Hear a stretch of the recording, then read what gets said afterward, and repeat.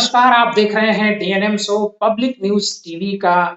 यह जो प्रोग्राम है डीएनएम शो का, इसमें हम राजनीतिक विषयों पर चर्चा करते हैं और जो समसामयिक ताजा घटनाक्रम होता है उस पर हम चर्चा करते हैं।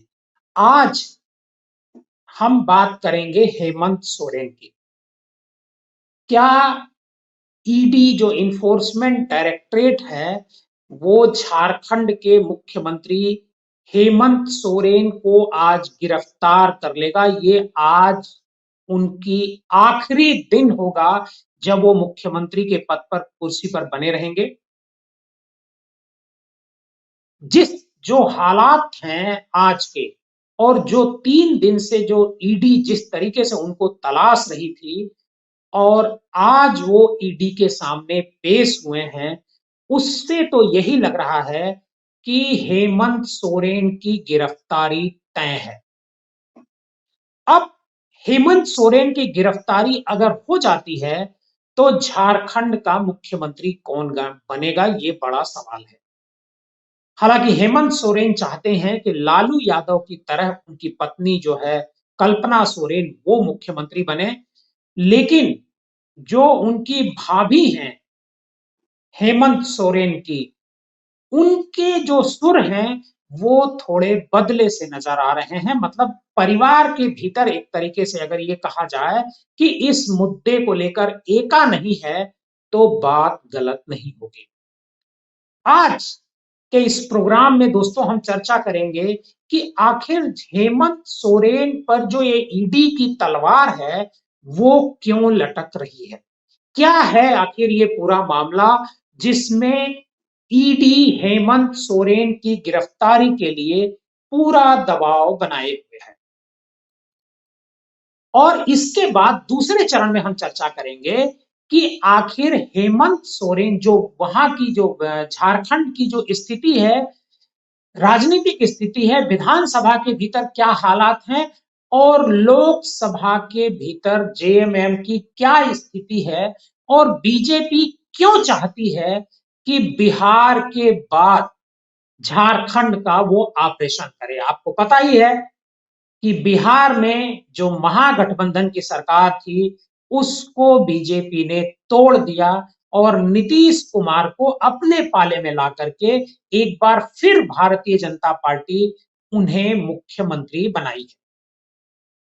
आपको हम बता दें कि जून 2002 में रांची का एक थाना लगता है बरायुत, उसमें एक एफआईआर दर्ज होती है। जो रांची का एक नगर निगम का कर्मचारी होता है, टैक्स कलेक्टर दिलीप शर्मा, वो एक मुकदमा लिखाता है और उसमें प्रदीप बागची नाम के एक शख्स को आरोपी बनाया जाता है, जिसमें यह बताया जाता है कि प्रदीप बागची जो है भारतीय सेना की कुछ जमीन को हड़प रहा है। पुलिस इसकी जांच में जुट जाती है और जांच होते होते ये मामला ईडी तक चला जाता है। 2023 आ जाता है। 2023 में जो इन्फोर्समेंट डायरेक्टर है वो प्रदीप बागची को गिरफ्तार कर लेता है और कई इसमें कर्मचारी और अधिकारी जो है गिरफ्तार किए जाते हैं ईडी की तरफ से। उसमें एक आईएएस अधिकारी हैं, उनको भी इस मामले में गिरफ्तार किया जाता है।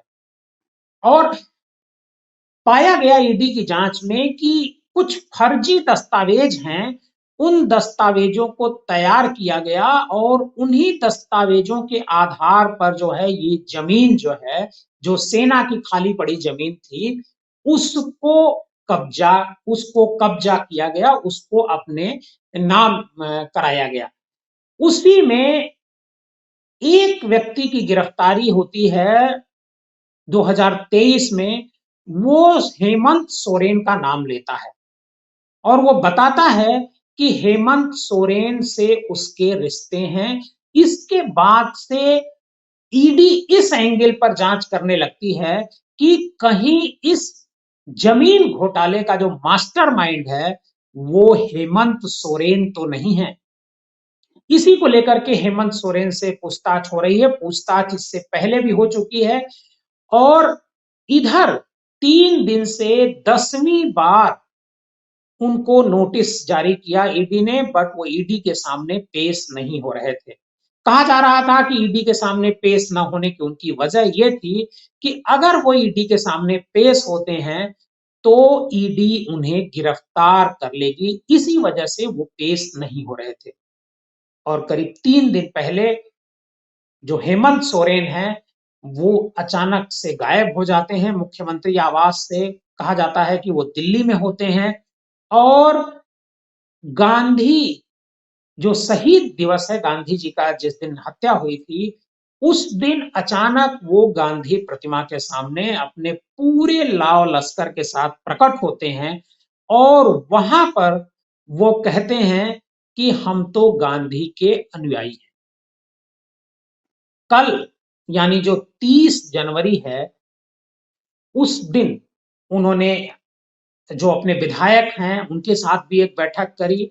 31 अक्टूबर यानी आज आज 31 जनवरी, आज भी उन्होंने अपने विधायकों के साथ एक बैठक की और बैठक में कहा जा रहा है कि उन्होंने एक पेपर पर समर्थन पत्र जो है अपनी पत्नी जो है कल्पना सोरेन के नाम सारे विधायकों से हस्ताक्षर करवाए हैं और माना जा रहा है कि अगर ईडी उनको गिरफ्तार करती है तो हेमंत सोरेन की जगह उनकी जो पत्नी है उनको मुख्यमंत्री पद की शपथ दिलाई जाएगी और विधायक राज्यपाल के पास जाएंगे कल्पना सोरेन को लेकर के कि हमने इनको अपना नेता चुना है और इनको मुख्यमंत्री पद की शपथ दिलाई जाए।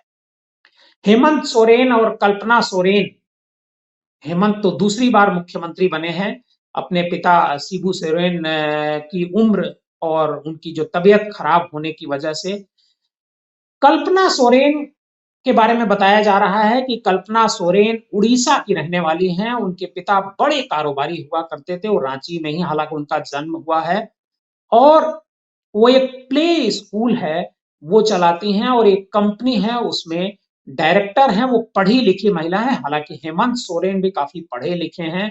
12वीं के पढ़ने के बाद वो इंजीनियरिंग कर रहे थे और इंजीनियरिंग करने के दौरान ही जो उनके बड़े भाई होते हैं दुर्गा, उनकी मौत हो जाती है, जो राजनीति में अपने पिता की विरासत को भी संभालते थे, पिता की मदद भी करते थे पॉलिटिक्स में।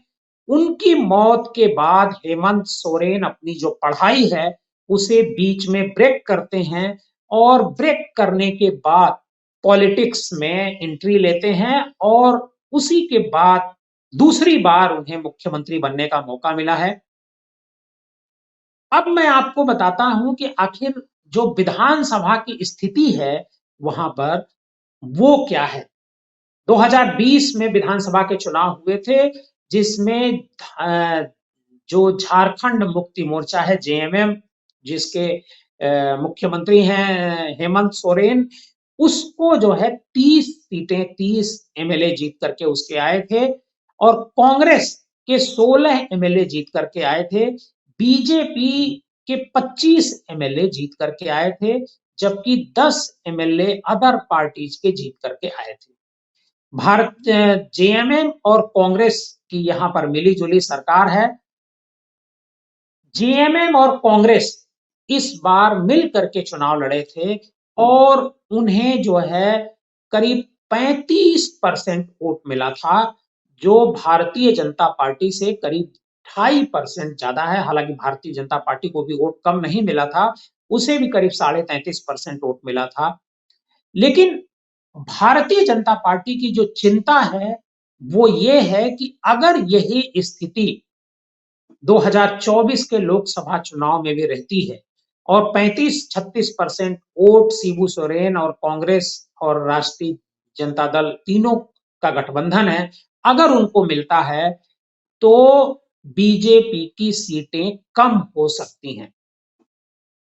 आज की तारीख में जो 2019 का जो लोकसभा चुनाव हुआ था उसमें बीजेपी के पास जो वहां झारखंड लोकसभा की 14 सीटों में से 12 से 11 सीटें हैं और नहीं 11 नहीं बल्कि 12 सीटें हैं। 2019 के चुनाव में 11 सीटें हैं। एक सीट जो है कांग्रेस के पास है, एक सीट जेएमएम के पास है और एक सीट एजेएसयू के पास है। भारतीय जनता पार्टी को झारखंड में 2014 में 12 सीटें मिली थी और एक जो है जेएमएम जीता था। लेकिन जो गठबंधन है, इस बार जो महागठबंधन बना है, उस गठबंधन की स्थिति अगर यही बनी रहती है, मतलब हेमंत सोरेन अगर इस गठबंधन में बने रहते हैं, कांग्रेस उनके साथ मिलकर के चुनाव लड़ती है, तो बीजेपी को लगता है कि यहां पर बीजेपी की सीटें कम हो सकती हैं, मतलब बीजेपी को आधे से ज्यादा का नुकसान होने की संभावना है। बीजेपी को लगता है कि अगर ये गठबंधन बरकरार रहता है तो उसे नुकसान उठाना पड़ेगा। हालांकि जो बीजेपी का वोट शेयर है लोकसभा के चुनाव में 2019 में, वो करीब 51.5% का है। हालांकि कांग्रेस और जेएमएम मिला करके कुल बहुत 26-27% वोट रहा है। लेकिन उनकी जो चिंता है वो जो 2020 में जो विधानसभा चुनाव हुआ उसका जो वोट शेयर है वो कांग्रेस बीजेपी से ज्यादा है। इससे बीजेपी को लगता है कि यहां अगर झारखंड मुक्ति मोर्चा और कांग्रेस और राष्ट्रीय जनता दल ये तीनों मिलकर के अगर लड़ते हैं तो बीजेपी को मुश्किलों का सामना करना पड़ सकता है। शायद इसी वजह से बीजेपी ये चाहती है कि झारखंड मुक्ति मोर्चा और कांग्रेस का जो गठबंधन है, जो गठजोड़ है, वो टूट जाए। जिस तरह से बीजेपी ने बिहार में गठबंधन को तोड़ा, लालू यादव, तेजस्वी यादव को नीतीश कुमार से अलग कर दिया और अपने सहयोग से बिहार में जेडीयू की सरकार बनवाई, कुछ इसी तरह की सोच भारतीय जनता पार्टी झारखंड में रखती है। बीजेपी, सबको पता है कि अगर कोई पॉलिटिशियन उसकी बात नहीं मानता है तो ईडी और सीबीआई के जरिए अपनी बात मनवाने की कोशिशें होती रहती हैं। कहा तो यहां तक जाता है कि जो नीतीश कुमार जी हैं, नीतीश कुमार भी ईडी के डर से भारतीय जनता पार्टी के गोद में जाकर के बैठे हैं। हालांकि इस बारे में बहुत चर्चाएं हैं, लेकिन सीधा नीतीश कुमार पर कोई हमला अभी तक ईडी ने नहीं किया था। और यहां हेमंत सोरेन पर सीधा हमला इन्फोर्समेंट डायरेक्टरेट कर रहा है। हेमंत सोरेन के अलावा अरविंद केजरीवाल दूसरे मुख्यमंत्री हैं जिन पर ईडी की तलवार लटकी हुई है। ईडी लगातार उनको भी पूछताछ के लिए बुला रही थी, बट वो पूछताछ में ईडी के सामने हाजिर नहीं हुए हैं। और आज जो झारखंड का नजारा है, रांची का जो नजारा है, वो करीब 7,000 सेंट्रल फोर्सेज के जवान जो है मुख्यमंत्री आवास के बाहर तैनात हैं और भीतर जो है शिबू सोरेन के बेटे हेमंत सोरेन जो मुख्यमंत्री हैं उनसे पूछताछ चल रही है और ये मानकर चला जा रहा है कि उनकी गिरफ्तारी आज हो जाएगी। आप हमारे साथ बने रहिए और इस खबर पर, इस स्टोरी पर, इस कहानी में अगर आपको कुछ भी अच्छा लगा हो तो हमारे इस चैनल को सब्सक्राइब कीजिए